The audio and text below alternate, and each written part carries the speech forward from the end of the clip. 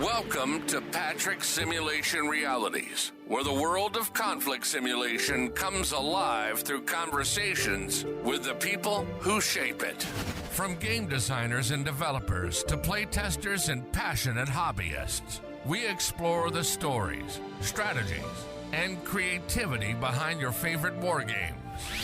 Dive deep into the art of simulation and discover the minds behind the mechanics. Brought to you by VUCA Simulations, connecting history, theory, and gameplay.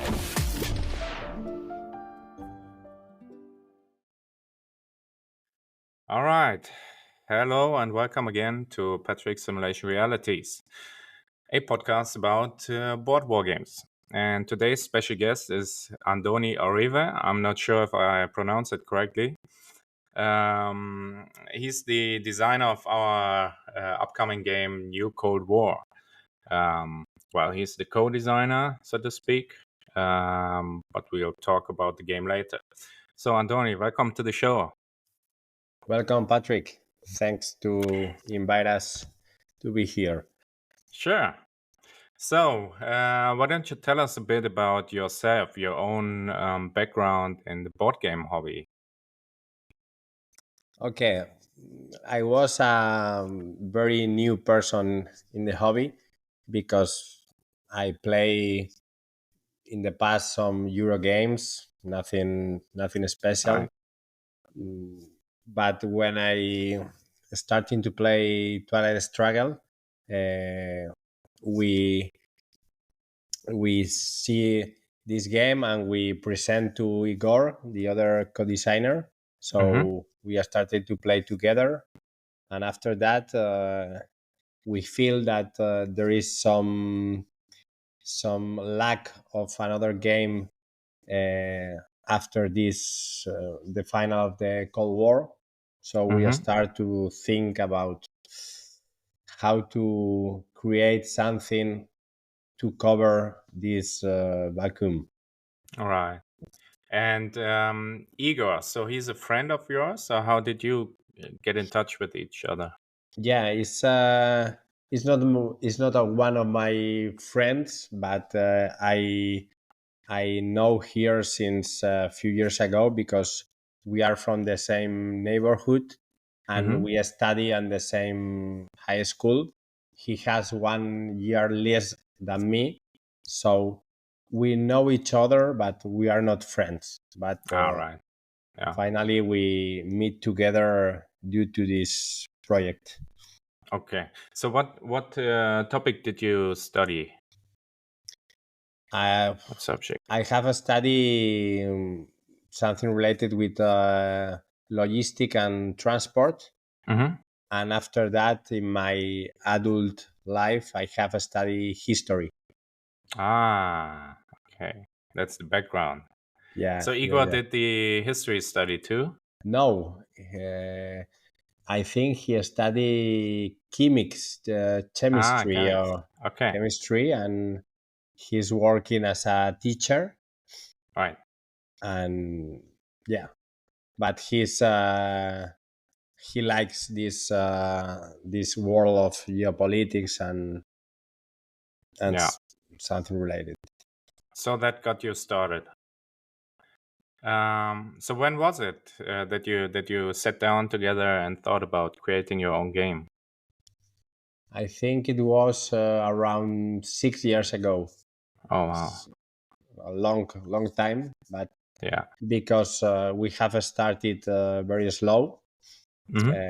At this time, I have two kids at the same time, twins. Okay, so they have 2 years, and it was pretty busy for me.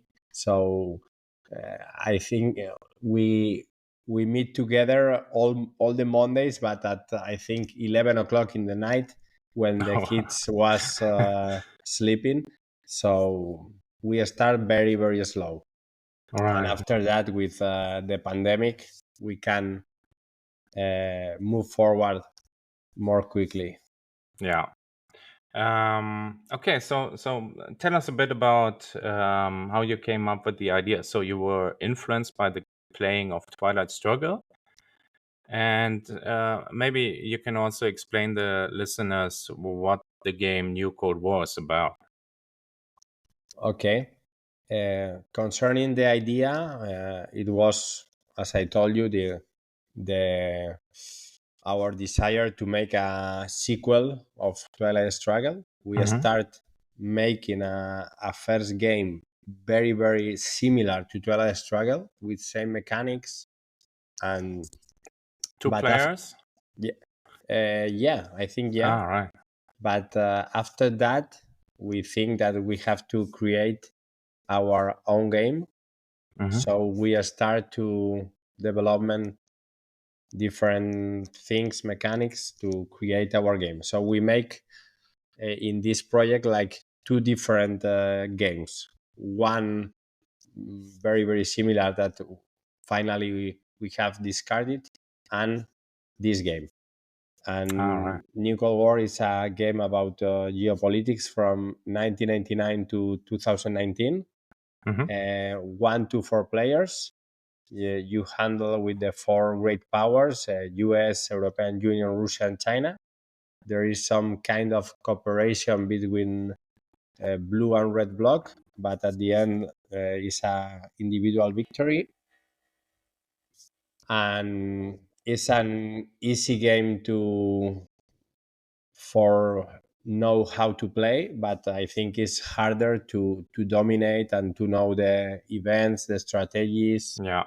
And it's a very interactive game that is, I think, a good experience for players. But we have versions from 1 to 4. All right. So there's bot rules Yeah, for we have non-player factions, right? bot rules. Yeah. Yeah. Yeah. The experience will be different if you have repeatedly played the game, right?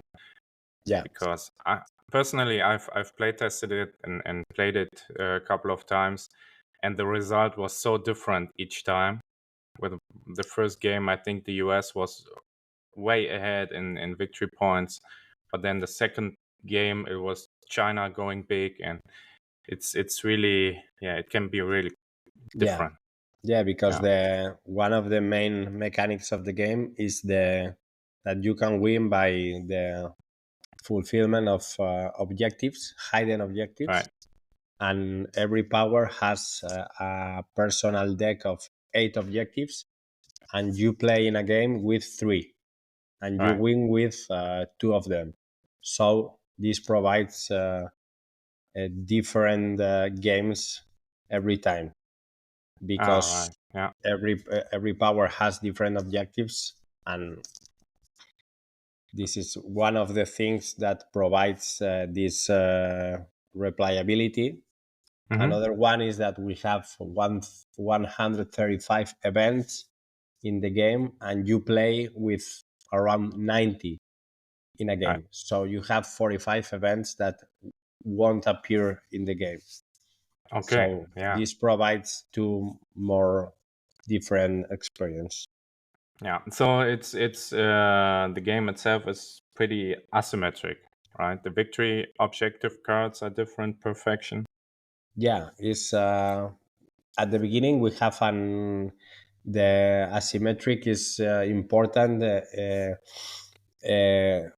For example, US and Russia can access to all the map at the beginning of the game, but China and European Union has a restricted access to only 2 regions. We have 7 regions in the map, and if he want to open access to another places around the map, he need to play an event to open the access to another region. So this try to simulate that United States and Russia comes from the end of the Cold War, so he has been influencing all the world. But European Union and China in 1999, there are still consolidating their national or his own power. Okay, so it's later when he start to influence in other regions. Yeah. And so what exact time period does the game cover? Covers from 1999, from the fall of Berlin Wall, to 2019, before the start of the COVID-19 pandemic. All right, so it's a 30-year period. Yes, 30 years divide Mhm. in 3 decades, and each Mhm. decade in 3 turns. So we have a maximum duration of 9 turns, because the game, Right. if one power fulfill 2 objectives before, the game can finish before these 9 turns. That's like a sudden death mechanic. Huh. And so when it was influenced by Twilight Struggle, what kind of mechanics are similar, and what's more like your individual idea or approach? Okay, I think one of them, that is the placing influence, for example, in the countries. This is one of the things that is influenced by Twilight Struggle. In this case, we don't have 2 boxes in a country for the different influence for one or other side. We have only one space, one circular space, to place here our flag token with our power.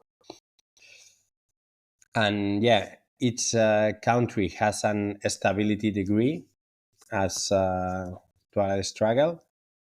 But I think we have some important difference. For example, we have 2 important tracks in the game. One is the prestige track, that is individually, each power has a token there.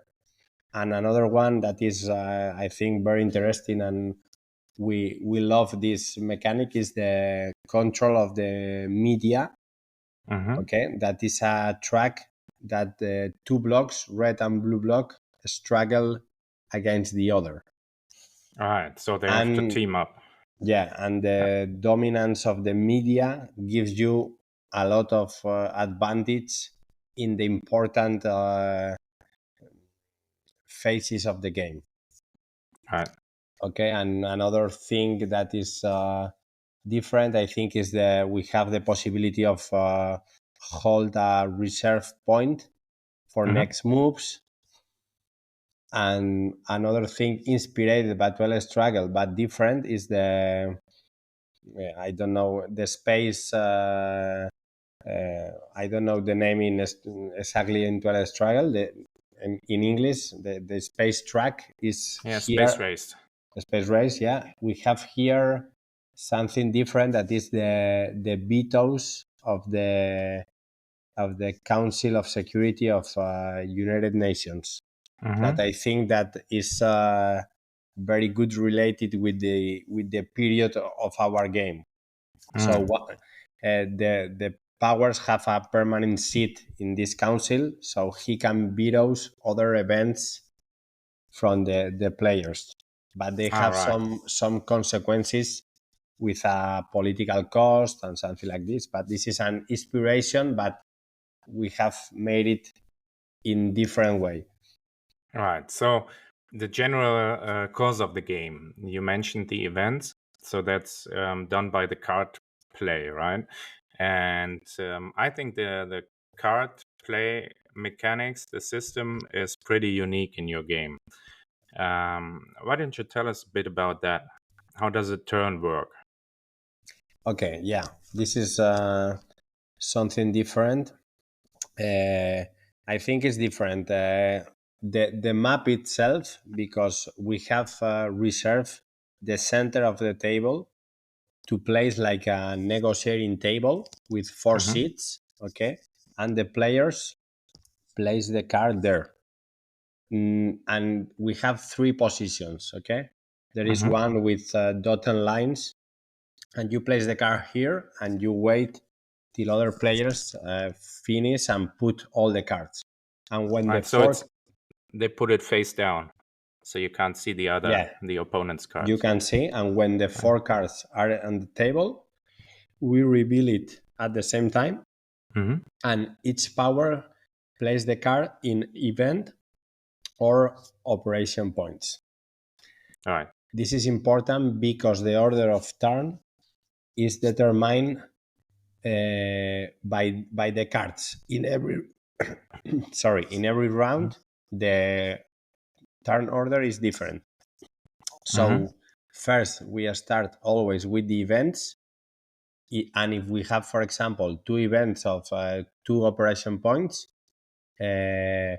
we start with the power that is leading the victory point track.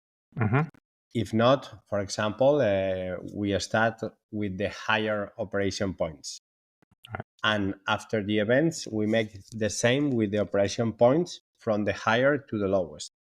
Mm-hmm. So there is some kind of a strategy here, because sometimes, for example, you want to be the first player and you want to play a higher card because you need, especially one country that is in dispute with other player, and if you play first, you are going to take this country. And other times, for example, you want to be the last player to have the last decision of the turn, for example. Yes. Yeah. But to be the last player, you play only 1 point. So you have the last decision, but not a big strength decision. So yeah, we like this variable order. Yeah. So can a player decide to go for operations points or for the event? So I mean, one card does have operations points and an event to play, right? So how does Yes. that work? For example, if we are playing with China, okay, if I have a China card, we can decide if I play the event or the operation points. If I have a neutral card, the same, you decide. But in all the other cases, when you have an event from other power, you play the points, and the event will be triggered for the other power. Automatically. Yeah. Yeah. Here we have the difference with, for example, Twilight Struggle, that we have negative cards, and we have crisis cards, that is the biggest negative cards, and the standard negative. But these cards are always played as points because the event will be executed. Because All right. we never choose a negative event instead of points, so we execute always these negative events. All right. Okay. And what kind of events are in the game? So I mean, it's from 89 to 2019, right? Yeah, we have decided to try to respect as much as possible the historical context, the historical veracity. Okay, so for example, we start in the first decade. Russia, for example, has the crisis card is the Warsaw Pact dissolution, that contributes to sink their position at the beginning of the game. Similar happened with China with the Tiananmen massacre, and Right. we have several cards important, like for example the Gulf War for the US. And during the game we have all these cards. We have, for example, the more important presidents. We have Obama, Putin, Xi Jinping. We have Merkel. We have all the things related with the creation of the European Union, Maastricht, the Euro, the enlargement to the east of Europe. Right. All A the lot of main geopolitical events. all that the happened. main. And Right. if in the neutral, we have each power has 27 events, and the neutral has 227. In the neutral cards here there is some historical events, and we have some cards more related with some mechanics. For example, we have cards like is coup d'etat or diplomatic mission that is not historical cards, only Right. cards that provides Yes. a better experience in the game. Yeah. Okay. Yeah. So talking about the victory conditions again. Okay. You need to score victory points, right? Or you have to fulfill 2 objective cards to win the game. Yes. What kind of possibilities do you have to score victory points in the game? Okay. We have different options. Okay. Some cards can provide or positive or negative points. Another option is controlling countries and regions and sub-regions. Okay, it's important to tell that in New Cold War, for example, Africa is a region that will be in dispute during all the game. But inside Africa, we have 4 sub-regions, as for example, Sahel or Maghreb. Okay, when a country control all the countries that compose a sub-region, at the end of the turn, he can score this sub-region with a personalized reward for each power. Yeah. Okay, and the victory points of the map is with difference of, for example, Twilight Struggle with the points cards. Here we have at the end of each decade, turns 3, 6, and 9, we have a global scoring phase. And in this phase, we have points by all our countries individually, and we have like geopolitical difference. For example, it's not the same control Japan and or control Bangladesh, okay, because Japan is a regional power and Bangladesh is a standard country, so we have difference of points. And if a power can control a region, he adds a reward to the individual value of the countries. And we have, for example, in the prestige track, you can add points and another advantage. And we have, I think, more different ways to add points. Yeah. Okay, cool. So when I played the game personally, I've seen different outcomes. So sometimes it was a very close victory. Sometimes one country was or one power was dominating. So how did you come up with the final victory conditions? And what was the challenge in balancing those? Okay, I think this was one of the issues more complicated to Yeah. try to establish that all powers can win at least a similar number of times. But at the end, we have decided to mention one specific rule that we think that is well related with the geopolitics of these 30 years. That is the US preponderance, because US starts at the final of the Cold War with a very good position in the prestige track, and the composition of the first deck of the game is very, very pro-US. So if the other powers can fight together a little bit against the US, they have more possibilities to win. But this is a thing that we are happy with this, because I think he reflects at least this 20-25 years of dominance of US. Maybe in the last years of the game, China starts to compete to US, but it's like this rule that if never fight against US, is more probable that he wins more times. Right. You can win, but they have more possibilities. But right. Yeah. So it will show in repeated play. sorry? it will show in repeated play that you learn it. If you don't play the US, that you have to do something there. Yeah. Okay.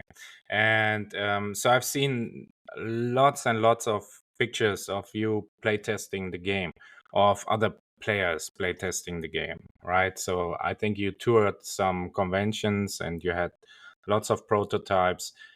Maybe Yeah. you want to tell us a bit about the playtesting experiences you made. Okay. Yeah.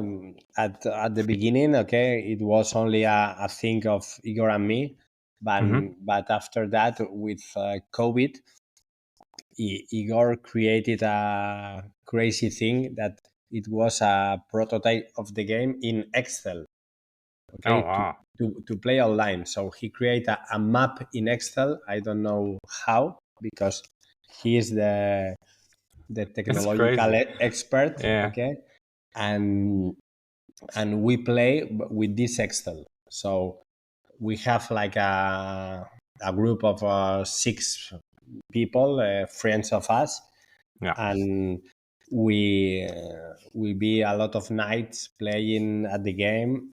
Mm-hmm. And I think this was one of the things I have loved more, that is modifying the cards, some effects, in order to create a better game, more balance. We have to discard some cards to play another ones. So this is, I think, was a very interesting part of the design. Yeah. So yeah, and we have made a lot of mathematics, okay, a lot of Mm-hmm. statistics with the number of objectives fulfilled, the number of points of every power, the final position in the media, in the prestige track. Include, for example, a, a Barrow list, the cards that are more vetoed in the game. Mm-hmm. So how many points in every region in each decade for each power. So I think it helps a lot to have a good idea on how we have to balance everything. And after, Yeah. Sorry. no, ask me, please. Yeah, no, I just wanted to mention, I remember seeing the Excel file, like the table with all the statistics of the games, Yeah, right? yeah, So yeah. you started playtesting remotely at first with Excel, Yeah. right? Yeah. You mean our first contact, no? Yeah, That exactly. yeah, that was we made a 2 table meeting with some friends with 8 players, Mm-hmm. and after that, the day after, Patrick contact by Twitter, or okay, and we are starting talking together, and if it's possible, I'm going to tell you that Patrick contact and tell us that they have some similar game with our same Yes. period, same players, and we are very frightened at the beginning, because we think that this is over for us. Another one, because we always talk with Igor that we think, I'm sure that there is another people in the world making the same game as this. And after that, the same day of Patrick contact us, another people from Spanish publishers contact us and tell us there is another person in GMT making a Same similar topic. thing that I think is now in the P500, is order an opportunity, Right. I think, from a Finland guy. Okay, but I think that finally there are different games, so all of them can coexist. Or Yeah, I'm pretty sure because I think your game has some unique mechanics I've never seen before, and yeah. yeah, one. Okay, cool. So then you did lots of physical playtesting, right? You Yeah. toured conventions and Yeah, so yeah. on. Yeah. We started going on 2023 Hmm. to Basel Forever. It's one convention in near Madrid in Spain. Yes.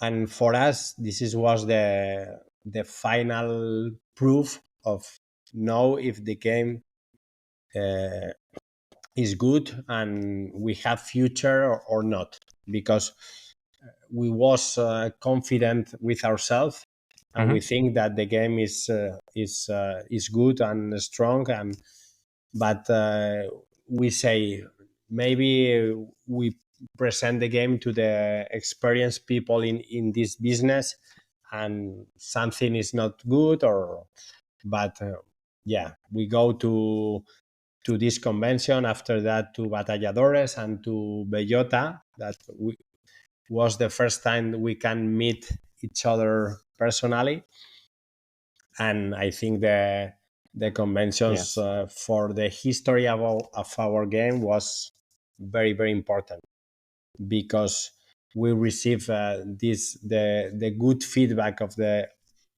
players, and more important, I think we receive a lot of things to improve the game from people that they look at your game for a more critic view, that the Yes. positive critic view that makes your game better. So yeah, yeah, Right. really really important, the conventions for New Cold War. Yeah. Yeah. We also took the copies to the US, to the WBC and Console World Expo, and had some games in. And so that's something about the game. What I will ask you, how easy is it to learn and to teach?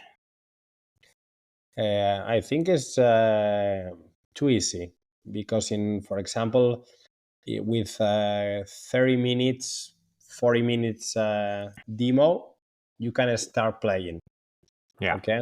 And after that, when a player normally plays 3 turns, a full decade, he can know the mechanics. Right. But is this type of games that is easy to place in the table, because the duration of the game is maximum 3 hours, so you can Hmm. finish in a morning or an afternoon, Right. and the players know how to play very very quickly. But the good of the game they have a lot of deep insight, because you have 135 events. You have to know these events Right. to play better. Hmm. You have different objectives with every power. We have this asymmetric between powers. So uh, the sensation of the people is that they want to play again and again, because uh, they after the end of the game, they see that, oh, I have played different, I have made this strategy in this region, I have made different things here in the media, in Hmm. the prestige. There is a lot of strategies, so people wants to play again and to play with different powers to know the game. So Hmm. yeah, this is the general sensation: easy to learn and hard to dominate. Right. So two games will never be the same. Yeah, Right. Hmm. normally no. Yeah. The only possibilities, as I told you, when a US player plays very well and the other relax and they allow him to play Hmm. freely. So yeah, bueno, can be different game, but with the similar end, with the Yes. US Sure. victory. But normally, I think that this with some people we are testing right now. With, for example, we have now during this traject with the game some Twilight Struggle World Championships, and we are Hmm. playing with them. That are very very clever game players, and we have very, very tight games. All right. For example, Cool. in the last convention in Basel, in Alcalá de Henares, we play with other players that have tested the game in other conventions, and we finish one game at turn 9 with the 4 powers in 6 points. Wow. So only separated by 6 points. But you don't know who is going to win, because Yeah. you make the final global scoring phase.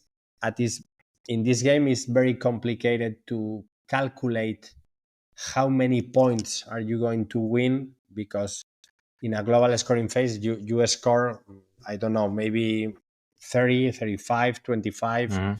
a lot of points, and until the end you don't know how many points will you score.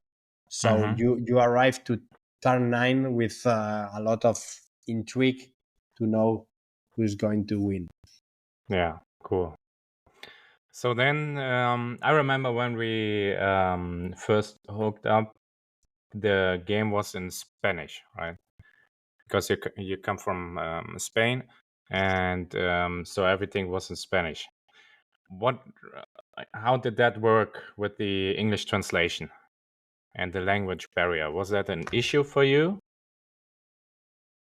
It requires a good effort. Yeah. I think more at the end, okay, in our final phase of the game with the rule book. So the game is not hard to know, but the rule book is quite long.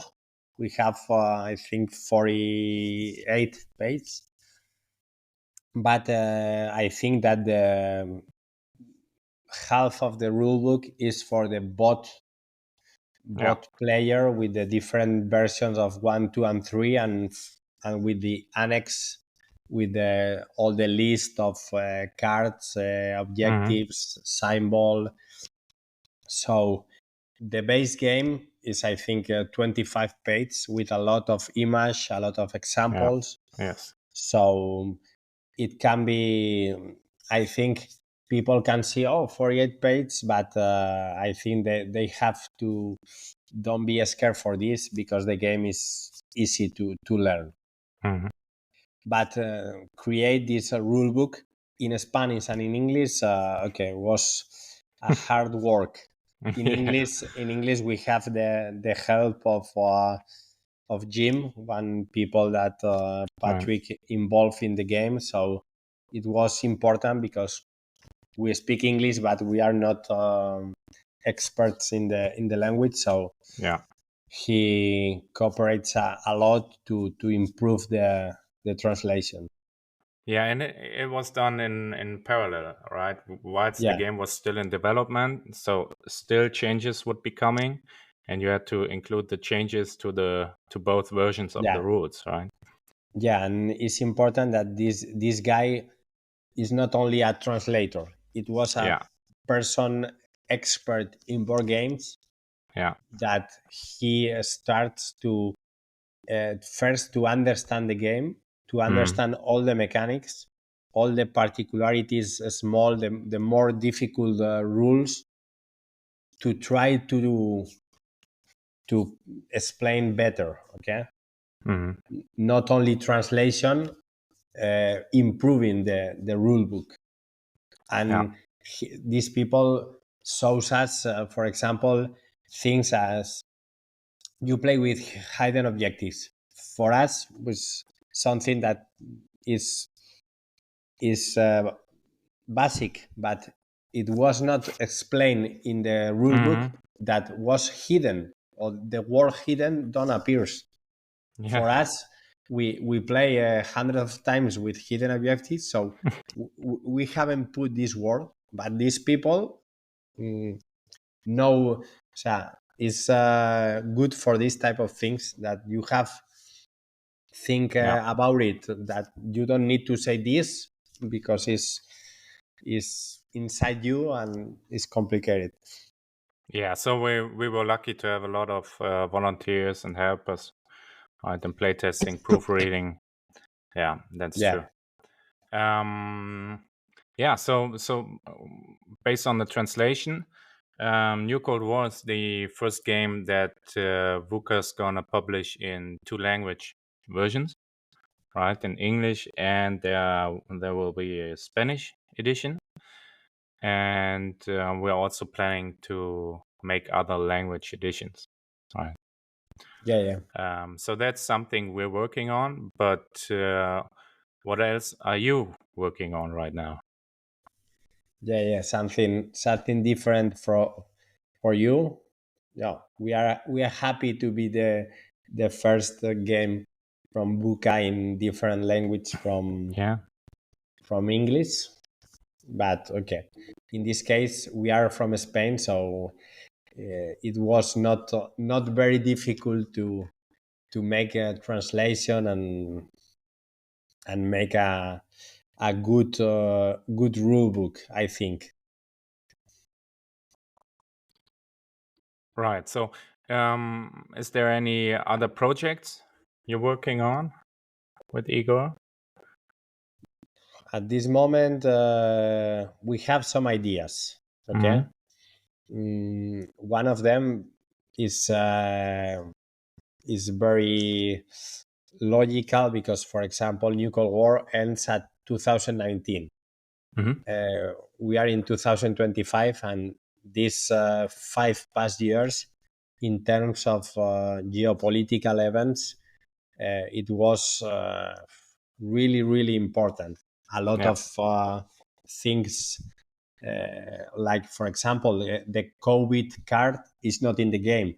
So the start, but the Ukraine war, the Gaza war, a lot of things very, very interesting to place in the game. So one of the things is starting to work in a sequel, for example, of New Cold War with the new events from 2019 to, I don't know, till when. Okay. Yeah. So For it will be example, an expansion to extend the game, yeah, or will it be standalone?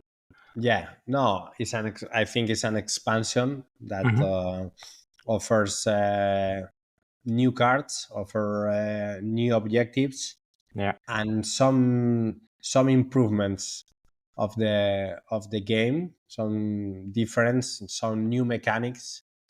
For example, one of the things that we have always think about it is concerning this asymmetric in the game from the opening of the regions that China and European Union has limited access.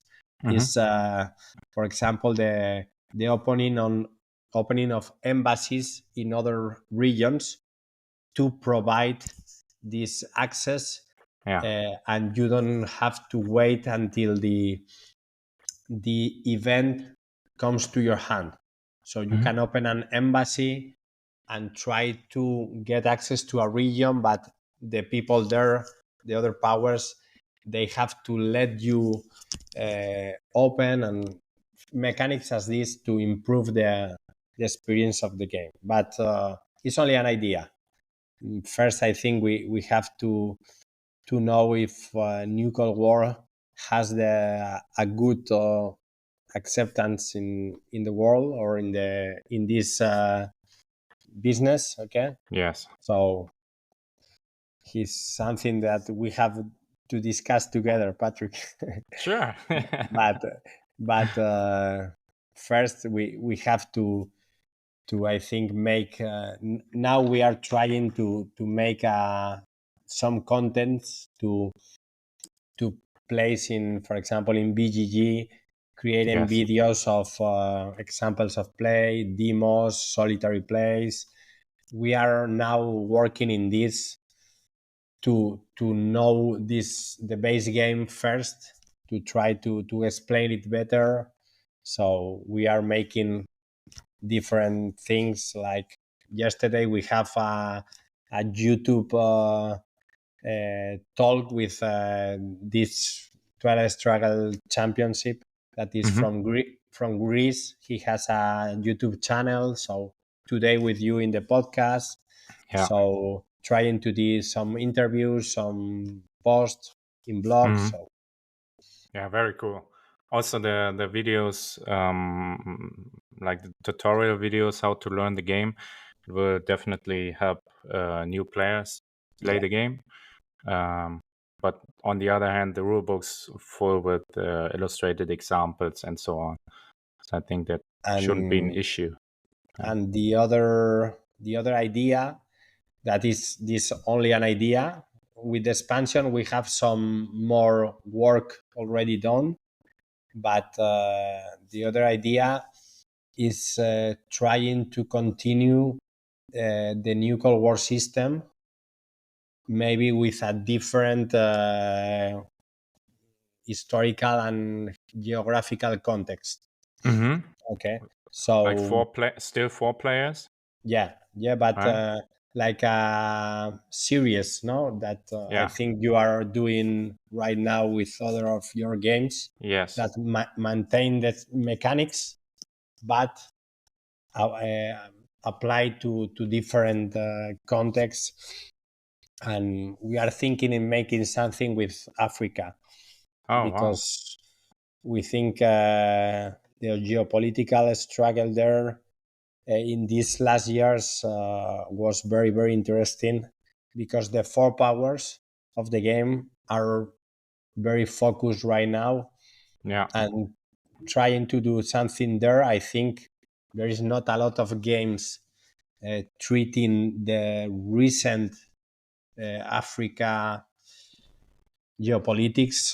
So we think is some idea, but very difficult to approach, or a lot of investigation to do there.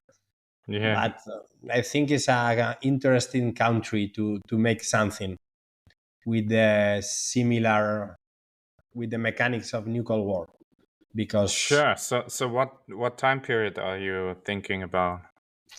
I think we want to start it later. But for Mm-hmm. example, 2000 could be a good point to start.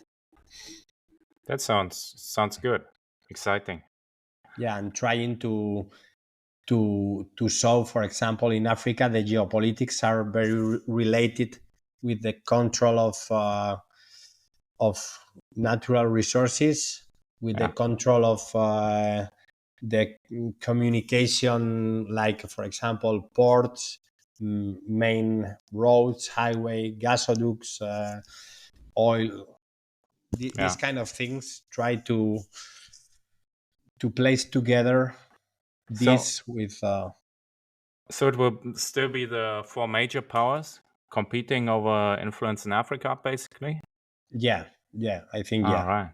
Yeah. I think yes. In sometimes in concerning this pension, we think in making other powers appear, but I don't know if as a fifth player, because I think it's not now another country that can play as a single player, but there Mm-hmm. is another countries that they have more influence. For example, India is a superpower right now, Mm-hmm. or but I don't know if I think we make some different approach to India in the game to give Yeah. more importance, but not as a single player. Okay. Yeah. So it's still on just some ideas, right? So Yeah, there's no the prototype or the something. expansion, no, the Yeah. expansion is something more advanced, and the Africa idea is only a dream. Or Yeah. but okay, we have to work, as I said, the what happened with nuclear war. If Yeah. if people loves it and start to play, and we can create a, a good community of people playing the game. I hope so, but okay. Yeah. Now is easy to, sorry, it's soon to tell. I think we have to send, or the game has to arrive to the tables and people. Sure. Yeah. But okay, we are confident that this can happen, because in the conventions you see in Bellota, for example, Yeah. I think all the people, or majority of them, loves the game. Right. I've played it multiple times and I enjoyed it. So I'm looking forward to have the physical final copy in my hands and on the table, of course.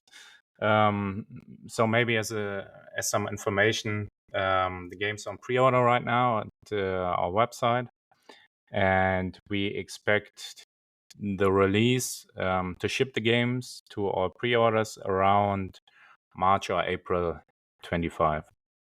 So it's not that far away, and I'm excited to see how it turns out. So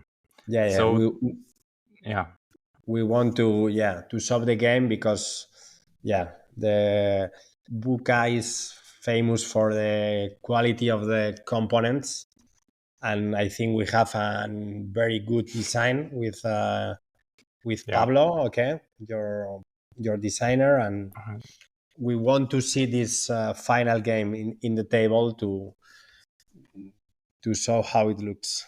Yeah, it's exciting, right? As a designer, to wait for the final copy. Yeah. We want to make in the garbage all the prototypes and and play with the final game. Yeah, you got to keep them for the museum later. Yeah. Okay, cool. So there's one more thing I wanted to talk about, or to get your information about. You mentioned that there's the possibility to play with less than 4 players. So you can make it a 3-player game, 2-player game, or even solitaire game. And I think you mentioned that Igor ran a non-player game also, right? So it was just 4 bots competing and it came close. We have tested this to play only with 4 bots. To try to give some information about the game, so to try to improve the solitary mode. We have created the solitaire. Well, there is people that now they are writing me by social media or by BGG that he only can play solitaire, and he have pre-ordered the game. And solitaire, I think we have created 3 different levels of difficult.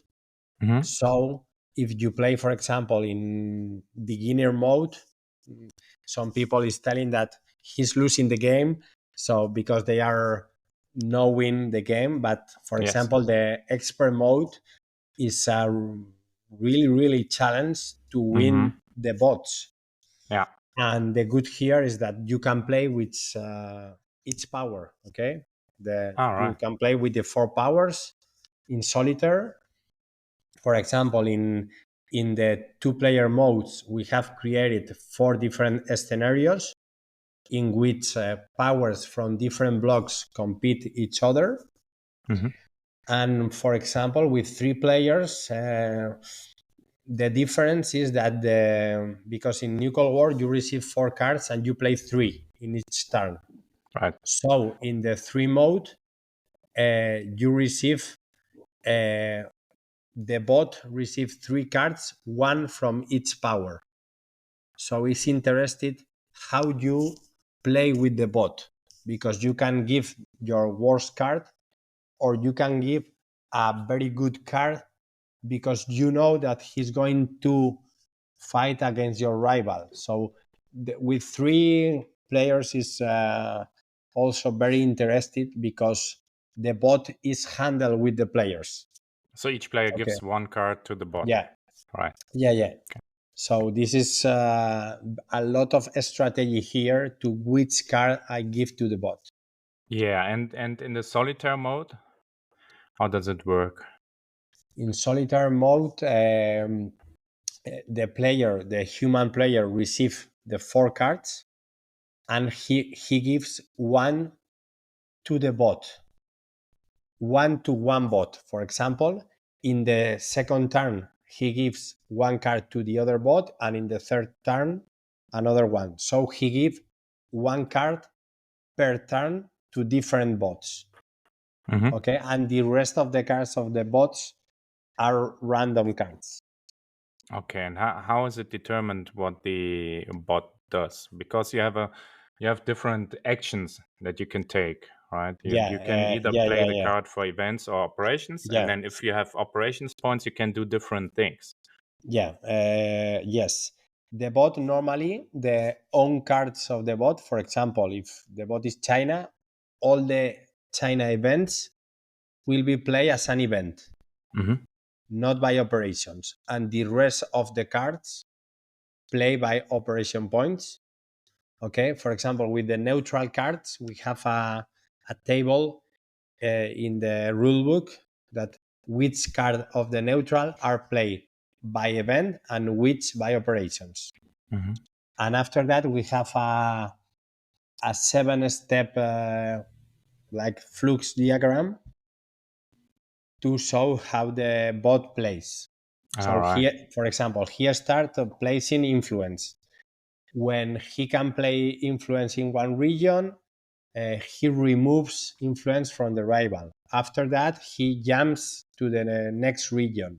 Mhm. After he put prestige, media, reserve point, stability tokens. So there is only these 7 steps. So it's not a difficult bot. I think it's very, very easy. And but I think it's a good playability with the bot.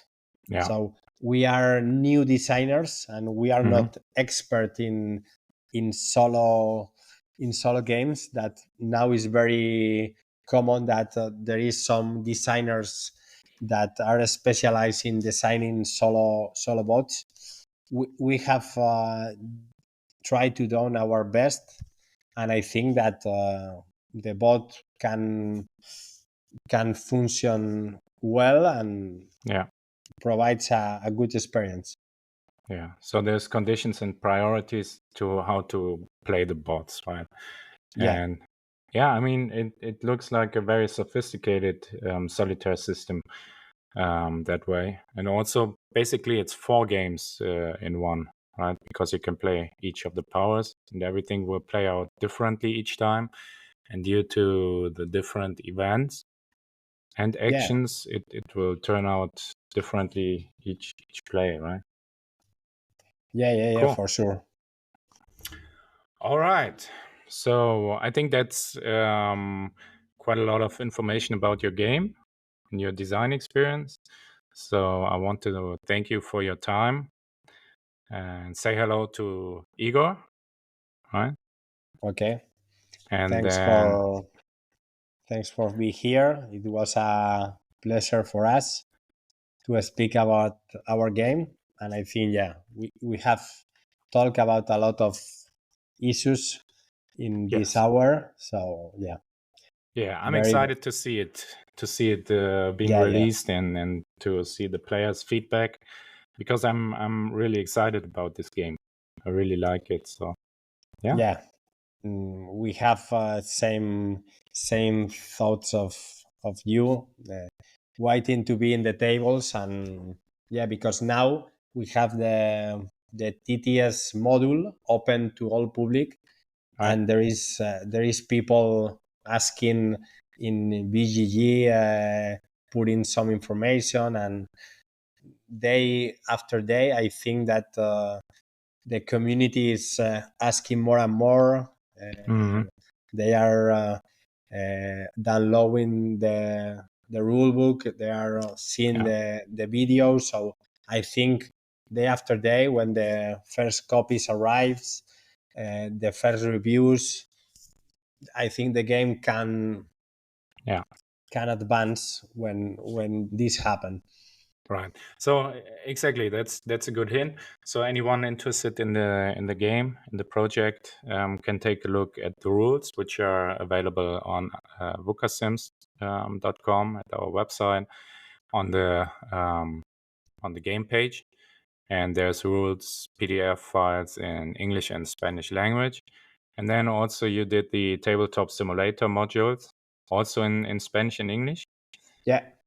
So yeah, anyone interested in this can check it out. And yeah, exciting times. All right. Yeah. Okay. Thank you, Patrick. Thanks for joining me, and all the best.